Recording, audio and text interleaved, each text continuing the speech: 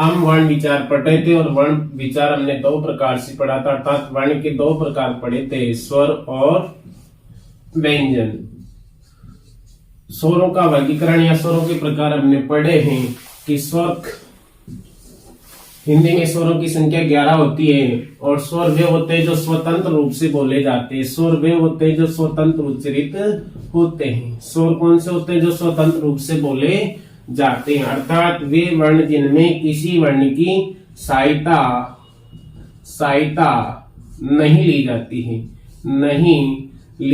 है, वे वर्ण जिनमें किसी वर्ण की सहायता नहीं ली जाती, अर्थात जो स्वतंत्र रूप से उच्चारित होते हैं वे स्वर कहलाते हैं। और स्वरों का हमने 5 प्रकार से अध्ययन किया, अर्थात 5 प्रकार से हमने इनके प्रकार पढ़े हैं। और व्यंजन वे होता है जो स्वरों की सहायता से बोले जाते हैं, अर्थात ये स्वतंत्र नहीं होते हैं। क्या नहीं होते हैं? स्वतंत्र नहीं होते हैं, अर्थात ये किसी वर्ण की सहायता से बोले, किसी अन्य वर्ण की सहायता से बोले जाते हैं, अर्थात किसी अन्य वर्ण की सहायता, अन्य वर्ण का मतलब यहाँ किसकी सहायता से? स्वरों की सहायता से, किसी अन्य वर्ण की सहायता से बोले जाते हैं। अर्थात व्यंजन वे होते हैं जो किसी अन्य वर्ण अर्थात स्वरों की सहायता से बोले जाते हैं, अर्थात ये स्वतंत्र रूप से उच्चारित नहीं होते। व्यंजन स्वतंत्र रूप से उच्चारित नहीं होते। देखो व्यंजन की परिभाषा हम पढ़ते हैं। व्यंजन किसे कहा जाता है? व्यंजन वे वर्ण जिनका उच्चारण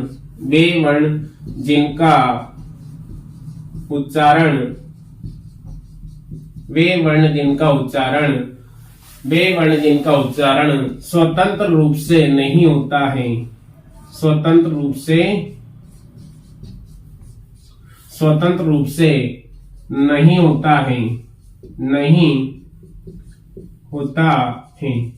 वे वर्ण जिनका उच्चारण स्वतंत्र रूप से नहीं होता है, अर्थात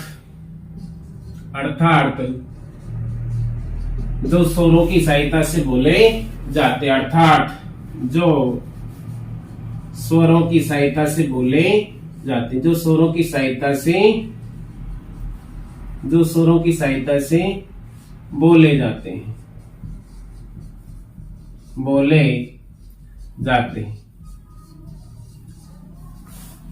तो व्यंजन किसे कहेंगे? वे वर्ण जिनका उच्चारण स्वतंत्र रूप से नहीं होता, अर्थात स्वतंत्र नहीं होते, ये स्वरों की सहायता से उच्चारित होते या स्वरों की सहायता से बोले जाते हैं। वे क्या कहलाते हैं? व्यंजन कहलाते। वो क्या कहलाते हैं? व्यंजन कहलाते हैं। वे वर्ण जिनका उच्चारण स्वतंत्र रूप से नहीं होता है, यानी जो स्वतंत्र रूप से नहीं बोले जाते, किसी न किसी की सहायता से, अर्थात स्वरों की सहायता से, वे वर्ण जो स्वरों की सहायता से उच्चारित होते हैं उन्हें क्या कहते हैं? हम व्यंजन कहते हैं। अब देखो इनकी संख्या की बारी आती है कि व्यंजनों की संख्या कितनी होती है।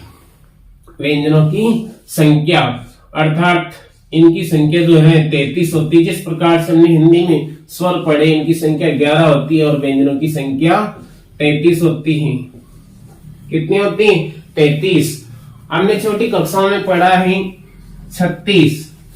छोटी कक्षाओं में हमने व्यंजनों की संख्या पढ़ी है 36। अब कौन से 3 ऐसे व्यंजन हैं जो कम हो गए और जिनकी संख्या हो गई है 33? 3 ऐसे कौन से व्यंजन हैं जिनकी संख्या अर्थात जिनको अलग कर दिया व्यंजनों से, अर्थात वो व्यंजनों की संख्या में नहीं आते? वो ऐसे कैसे, कौन से 3 व्यंजन या 3 वर्ण हैं? जिस प्रकार से हमने स्वरों में 13 पढ़े हैं, स्वरों में हमने कितने पढ़े हैं? स्वरों में हमने छोटी कक्षाओं में 13 स्वर पढ़े हैं, अर्थात यहाँ पर 2 स्वर जो है, ये एक तो अनुस्वार और एक विसर्ग, 2 स्वर ऐसे हैं, अर्थात ये 2 स्वर हैं, इनको स्वरों में नहीं गिना गया, अर्थात ये क्या है? अयोगवाह ध्वनियां है। क्या कहा गया था इनको? अयोगवाह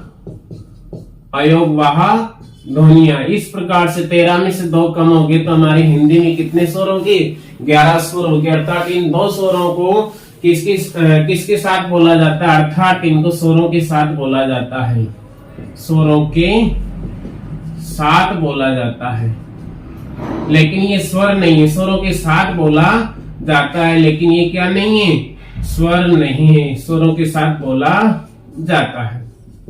अर्थात इन ध्वनियों का जो उच्चारण है वो स्वरों के साथ होता है। जिस प्रकार से मैं कहता हूं कंठ, कंठ एक शब्द है कंठ, यहां देखिए कंठ एक शब्द है जैसे कंठ। अब ये अनुस्वार है, इस अनुस्वार का प्रयोग केवल स्वरों के साथ होता है। जैसे हम कान में से स्वर निकालेंगे तो क्या हो जाएगा, स्वर भी इसी के साथ, अनुस्वार भी इसी के साथ अलग हो जाएगा। अर्थात ये हमेशा अयोगवा जो ध्वनियां हैं दोनों ये स्वरों के साथ प्रयुक्त होती हैं। किसके साथ प्रयुक्त होती हैं? स्वरों के साथ प्रयुक्त होती हैं, क्योंकि अयोगवा का मतलब होता है अयोग वाह। अयोगवा का मतलब होता, अ का अर्थ होता नहीं, अ का अर्थ होता नहीं, योग का मतलब जुड़ने, जुड़कर। योग का मतलब क्या होता है? जुड़कर। योग का मतलब क्या होता है? जुड़कर। वह का अर्थ होता वहन। अर्थात ये वह ध्वनियां हैं जो व्यंजनों के साथ जुड़कर वहन नहीं की जाती हैं। ये वे ध्वनियां हैं जो व्यंजनों के साथ जुड़कर वहन नहीं की जाती। कौन कौन सी ध्वनियां? अयोग व दोनों ध्वनियां अ और अह, ये अंगूर का और ये अह विसर्ग वाला है।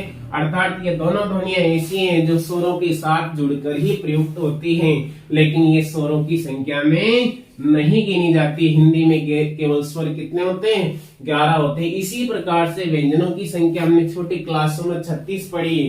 कितनी पढ़ी है व्यंजनों की संख्या? व्यंजनों की संख्या हमने पढ़ी है 36, लेकिन हमारे यहाँ पर कितने व्यंजन होते हैं हिंदी में? 33 व्यंजन। अर्थात 3 ऐसे अक्षर हैं जो हमने पढ़े तो हैं छोटी कक्षाओं में, लेकिन उनको व्यंजनों में नहीं गिना जाता है। ऐसे 3 अक्षर जो हैं वो है स, त्र और ज। ये ऐसे 3 अक्षर हैं जिनको व्यंजनों में नहीं गिना गया है। अर्थात ये 3 अक्षर जो हैं ये व्यंजनों की गिनती में नहीं आते। अर्थात व्यंजनों की संख्या कितनी है? 33 है। हमने 36 पढ़े थे। ये संयुक्त अक्षर है। संयुक्त अक्षर वे होते हैं जो दो या दो से अधिक वर्णों से मिलकर बने। वैसे तो संयुक्त अक्षरों की संख्या हमारी हिंदी में अनेक संयुक्त अक्षर है, लेकिन ये ऐसे अक्षर है 4 यहाँ पर संयुक्त अक्षर हैं, लेकिन ये 3 जो अक्षर हैं ये व्यंजनों में नहीं आते हैं।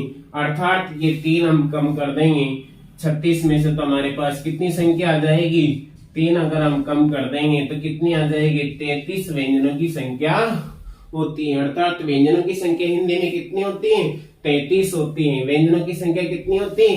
33 होती है। तो व्यंजन वे होते हैं, वे वर्ण जिनका उच्चारण स्वतंत्र रूप से नहीं होता, अर्थात जो स्वरों की सहायता से बोले जाते हैं। क्या कहलाते? व्यंजन कहलाते। और हिंदी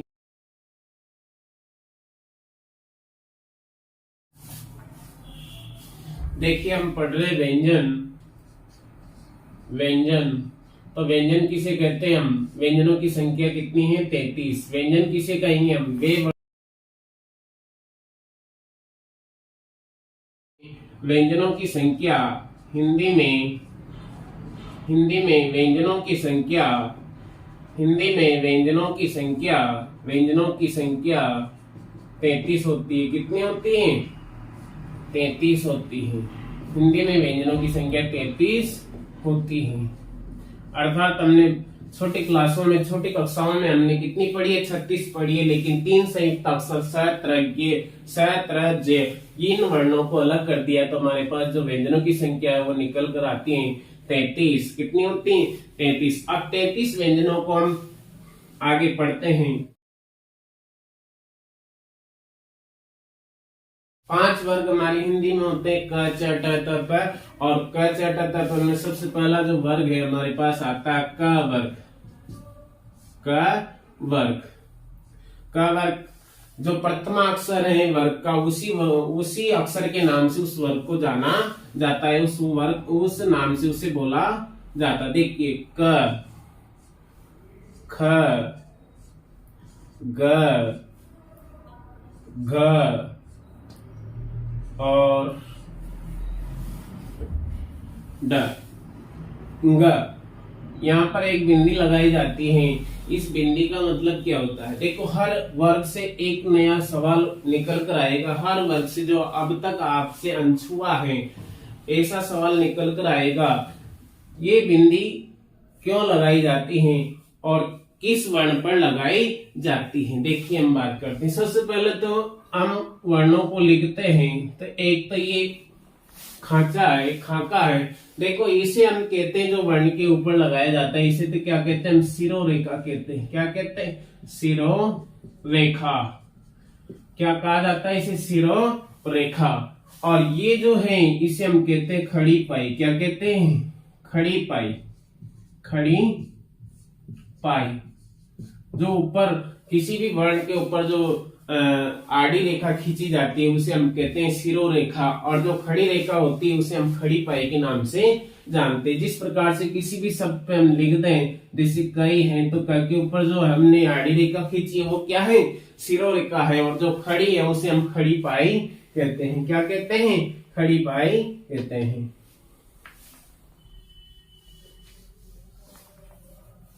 देखिए आगे, देखो ये अक्षर है, ये एक खांचा है, एक नमूना है।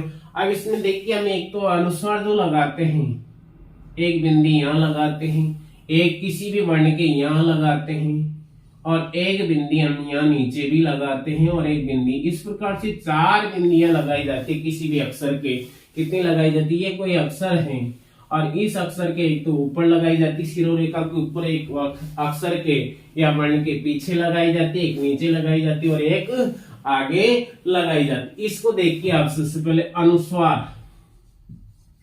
इसे क्या कहेंगे हम? जो शिरोरेखा के ऊपर लगाई जाती है इसे क्या कहेंगे हम? अनुस्वार कहेंगे। जो शिरोरेखा के ऊपर लगाई जाती है उसे क्या कहेंगे हम? अनुस्वार कहेंगे। कौन सी रेखा कहेंगे उसे? अनुस्वार कहेंगे। और ये अनुस्वार केवल कहाँ लगता है? ये केवल 11 जो स्वर होते हैं हमारे, स्वरों के साथ लगता है। हमने पढ़ा नहीं, अयोगवाह है ये अनुस्वार, और विसर्ग क्या है? अयोगवाह वर्ण है। अर्थात ये स्वरों के साथ ही वहन किया जा सकता है। अर्थात ये जो अनुस्वार है व्यंजनों के साथ प्रयुक्त नहीं होता है। जैसे हमने एक शब्द लिखा था अभी, कंठ। कंठ में हमने क में अनुस्वार लगाया तो क में अ छिपा हुआ, अर्थात स्वर के ऊपर। जैसे ही क से हम अ को स्वर को अलग करेंगे तो अनुस्वार भी स्वर के साथ निकल जाएगा। किसके साथ निकल जाएगा? स्वर के साथ निकल जाएगा। तो ये अनुस्वार जो है ऊपर शिरोरेखा के ऊपर जो अनुस्वार का हमने चिन्ह लगाया है, ये चिन्ह या ये अनुस्वार केवल और केवल स्वरों के साथ, कितने स्वरों के साथ? 11 स्वरों के साथ ही प्रयुक्त होता है। किसके साथ? 11 स्वरों के साथ ही प्रयुक्त होता है। कौन सा? जो शिरोरेखा के ऊपर हमने अनुस्वार लगाया है वो केवल और केवल किसके साथ प्रयुक्त होता है? स्वरों के साथ। अर्थात वो 11 स्वरों के साथ ही लगता है। अर्थात अगर सवाल पूछा जाए कि अनुस्वार का प्रयोग किसके साथ होता है, कितने अक्षरों के साथ होता है, तो वो केवल स्वरों के साथ होता है। अर्थात 11 स्वरों के साथ इसका प्रयोग किया जाता है।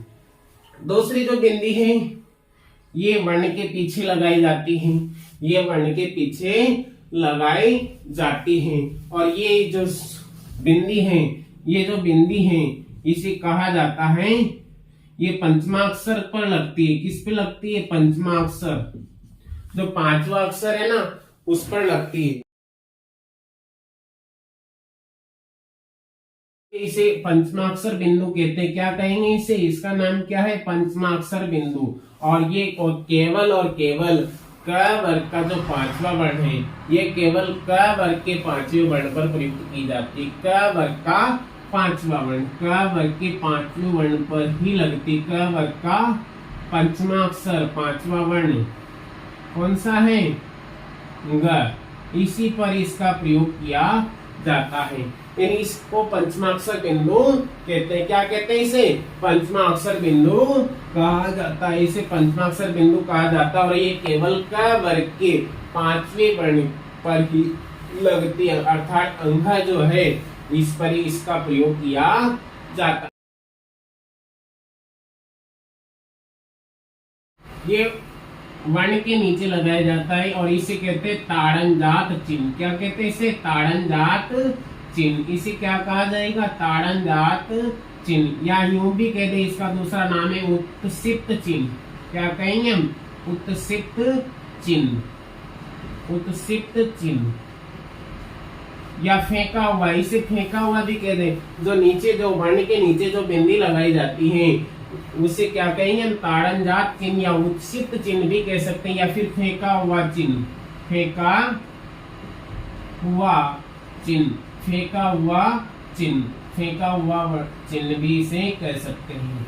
देखिए आप, जो अक्षर के नीचे जो बिंदी लगाई जाती है इसको हम ताड़नजात चिन्ह कहते हैं, उत्सित या फिर फेंका हुआ चिन्ह। क्योंकि जब इस चिन्ह का प्रयोग, इस बिंदी का प्रयोग किसी वर्ण के नीचे किया जाता है तो फिर वो ऐसा प्रतीत होता है जैसे उस वर्ण को मुख विवर्त से फेंका जा रहा है। इसलिए इसका नाम है ताड़नजात चिन्ह, उत्सित चिन्ह या फेंका हुआ और चिन्ह। ये कहाँ लगता है? ये ट वर्ग का तीसरा और चौथा वर्ण, ट वर्ग का तीसरा और चौथे वर्ण पर लगती है। ट वर्ग का जो तीसरा और चौथा वर्ण है वहां पर इसका प्रयोग होता है। कहां पर होता है? ट वर्ग का तीसरा और चौथा वर्ण, ये तीसरे और चौथे वर्ण पर इसका प्रयोग होता है। ये वैसे तो ट वर्ग के वर्ण है, ड और ढ, ड और ढ वर्ण, ड और ढ, लेकिन इसके नीचे इस बिंदु का प्रयोग करते इनका स्वरूप बदल जाता है। अर्थात ये हो जाते क्या है? ये पहले स्पर्श व्यंजन थे, अर्थात ट वर्गीय व्यंजन थे, लेकिन जैसे नीचे इस बिंदु का, इस चिन्ह का प्रयोग करते हैं ये क्या है? इनका स्वरूप बदल जाता है और इनको बोला जाता अड़ और अड़, अड़ और अड़, इनका स्वरूप बदल गया। अर्थात इस चिन्ह का प्रयोग इन वर्णों के नीचे किया जाता है, इसलिए इन वर्णों को क्या कहा जाता है? ताड़नजात वर्ण या उत्सित व्यंजन या फिर फेंके हुए व्यंजन कहा जाता है। अर्थात इस बिंदु का प्रयोग इन वर्णों के नीचे करने पर इनका स्वरूप बदल जाता है। अर्थात इसको तो अड़ा बोलेंगे और इसको अड्डा बोलेंगे, अड़ा और अड़ा, अड़ा और अड़ा। पहले ये ड और ढ था, लेकिन अब इनका उच्चारण बदल गया है, क्योंकि अब इनका उच्चारण बदल गया है। तो इस प्रकार से ताड़नजात चिन्ह है। कौन सा चिन्ह है? ताड़नजात। आगे देखिए आप, चौथा जो बिंदु है जो एक वर्ण के आगे लगाया जाता है और इसे कहते हैं नुक्ता। क्या कहते हैं इसे? नुक्ता कहते हैं। इसे क्या कहते हैं? नुक्ता। और ये नुक्ता आया कहाँ से? अरबी पारसी भाषा के शब्द, अरबी पारसी भाषा का चिन्ह है। अरबी पारसी भाषा का चिन्ह है। कौन सा? नुक्ता अरबी पारसी भाषा का चिन्ह है। अर्थात ये जिन वर्णों के आगे लगाया जाता है, जिन वर्णों के आगे लगाया जाता है वो अरबी पारसी भाषा के शब्द वर्ण बन जाते हैं या अरबी पारसी भाषा के शब्द हो जाते हैं। अरबी पारसी इन दोनों को एक साथ क्यों बोला जाता है? क्योंकि अरबी और पारसी दोनों की जो लिपि है वो अरबी लिपि है, इसलिए दोनों भाषाओं में समानता है। इनकी जो लिखावट है, इनकी जो लिपि, इनके जो चिन्ह है वो एक ही लिपि में लिखी जाती है, इसलिए अरबी पारसी एक साथ बोला जाता है। और हमारे हिंदी में इसे 5 वर्ण है। कितने वर्ण हैं? 5 वर्ण हैं। ऐसे हमारे हिंदी में 5 वर्ण हैं जिन पर नुक्ता का प्रयोग किया जाता है। कितने वर्णों पर किया जाता है? 5 वर्णों पर। क, ख, ग, ज और फ। ये क्या है? वर्गीय व्यंजन है। ये क्या है? वर्गीय व्यंजन है। ये 5 जो ध्वनियां हैं ये क्या है? वर्गीय व्यंजन है। लेकिन इन 5 वर्णों के आगे अगर नुक्ता लगा दें, हम नुक्ता का प्रयोग कर दें तो ये अरबी पारसी ध्वनियां हो जाती हैं। क्या हो जाती हैं? पहले क, ख, ग, ज, फ बोल रहे थे और जैसे नुक्ता का प्रयोग करते इनका उच्चारण बदल जाता।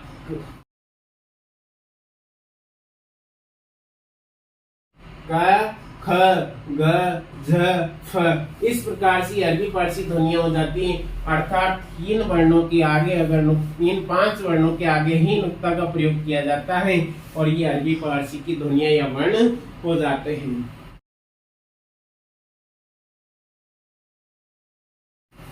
इस प्रकार से इन पांचों बिंदुओं को हमने पढ़ा है।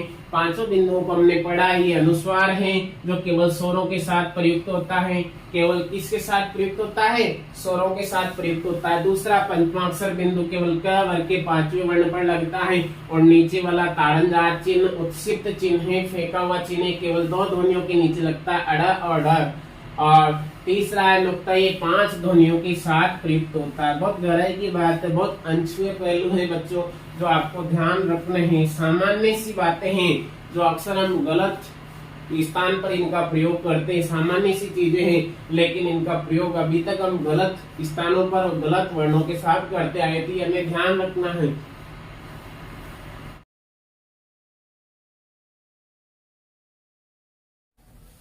क वर्ग के बाद में आता है च वर्ग। च वर्ग,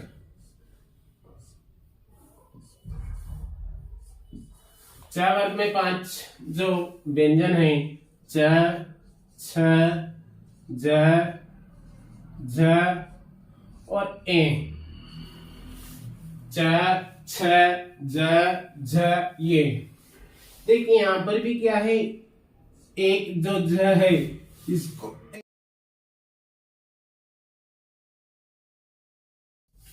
ये ज है, इसको यूं भी लिखा जाता है, जो कि अमानक है, अर्थात इसको अमानक वर्ण है।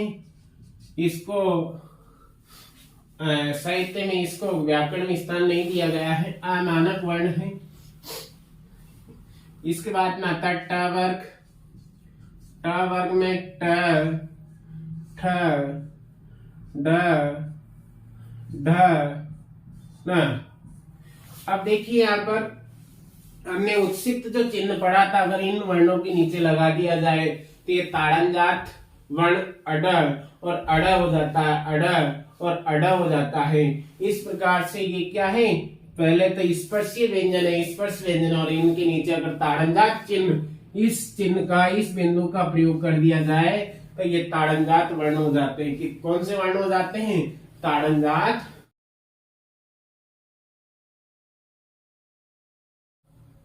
त वर्ग, त वर्ग में देखिए त, थ, द, ध, ध, ध और न। देखिए बहुत सी बार क्या है, इस वर्ण को, ध को हम लिखते हैं तो ध में क्या है, बहुत सी बार इसको यूं लिख देते हैं, जो कि गलत है, अमानक वर्ण है। अर्थात इसमें हमेशा किसी शब्द के मध्य में इसे लिखा जाता है तो वहां पर शिरोरेखा टूटना चाहिए, अर्थात शिरोरेखा अलग होना चाहिए। जैसे हम लिखते हैं विद्यालय, तो विद्यालय, इसमें गांठ लगानी होगी हमें और शिरोरेखा तोड़नी होगी। अगर हम इसको यूं लिखते हैं तो ये क्या हो जाता है, ये क्या हो जाता है, ये क वर्ग का छोटा वर्ण अर्थात घ हो जाता है। क्या हो जाता है? घ, ध के स्थान पर घ हो जाता है। इस प्रकार इसको हम यूं ना लिखकर क्या लिखेंगे, इसको ऊपर गांठ लगाकर हमें लिखना होगा। ये क्या है, जहां भी आएगा वहां पर हमें शिरोरेखा को तोड़ना होगा। आगे है अगला वर्ग, पांचवा जो वर्ग है प वर्ग। प वर्ग में पांचों व्यंजन प, फ, ब, भ, भ, म। प, फ, ब, भ, म। अब यहाँ पर भी ये जो भ वर्ण है, इसको हम क्या है, बहुत सी बार यूं लिख देते हैं, जो कि गलत है। इसमें हमेशा जहाँ गांठ लग रही है वहां हमें गांठ लगानी है, अर्थात इसमें हमें गांठ लगाकर ही लिखना है भ वर्ण को। अगर ऐसे लिखते तो ये अमानक गलत है, क्योंकि ये शिरोरेखा खींचने पर यहाँ भी शिरोरेखा टूटनी चाहिए। यहाँ भी शिरोरेखा, जैसे हम लिखते हैं भालू तो हमें गांठ लगाना होगा, या बीच में भी ये वर्ण आता है तो वहां भी हमें शिरोरेखा तोड़ना होगा। इस प्रकार से 5 वर्ग है हमारे हिंदी में, 5 वर्ग में 25 व्यंजन है, अर्थात इनको स्पर्श व्यंजन भी हम कहते हैं। क्या कहते हैं? स्पर्श व्यंजन इनको कहा जाता है।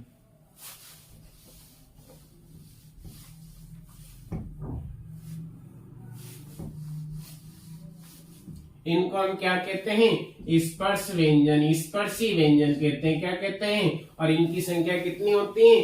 25 होती है। 5 वर्ग होते हैं हमारे पास, 1 2 3 4 और 5। 5 वर्गों में हर वर्ग में क्या है? 5 व्यंजन है, तो 5 पंजा 25 व्यंजन होते हैं और इनको स्पर्शी व्यंजन कहते हैं। स्पर्शी व्यंजन क्यों कहते हैं? क्योंकि जब इनका उच्चारण करते हैं तो मुख विवर में कहीं न कहीं क्या है? स्पर्श होता है, घर्षण होता है। स्पर्श मुख विवर में वायु स्पर्श करके निकलती, इस कारण इनको स्पर्शी व्यंजन कहते हैं। और दूसरा ये वर्गीय व्यंजन है, क्योंकि हर वर्ग में हर वर्ग में 5 व्यंजन, इसलिए इन वर्ग के होने के कारण वर्गीय व्यंजन भी कहते हैं। वर्गीय व्यंजन भी कहते हैं।